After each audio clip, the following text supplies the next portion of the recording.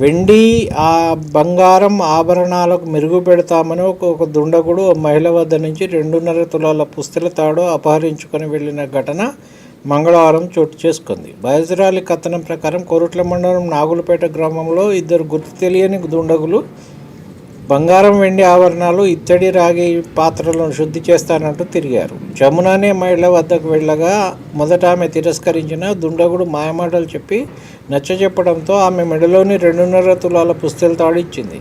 దుండగుడు వెంట తెచ్చుకున్న రసాయనాల్లో వాటిని వేసి శుద్ధి చేస్తున్నట్టు నటించాడు, నమ్మించాడు. తర్వాత ఓ పాత్రలో ఉంచిన నకిలీ పుస్తెలను ఆమెకి ఇచ్చి వెళ్ళిపోయాడు. మనం రోజు పేపర్లలో చూస్తున్నాం, టీవీలలో వింటున్నాం ఇట్లా అవుతున్నాయని. మళ్ళీ ఇదే రకంగా మోసపోతారు.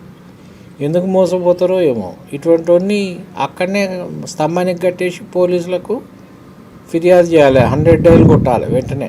లబోదిబోమంటూ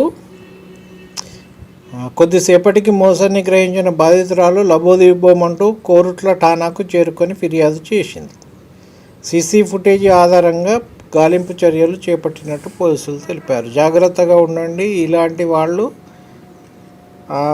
ఆభరణాలకు మెరుగు పెడదామని వస్తే వాళ్ళను అసలే దగ్గర రానియకండి, వాళ్ళ చేతిలో మోసపోకండి.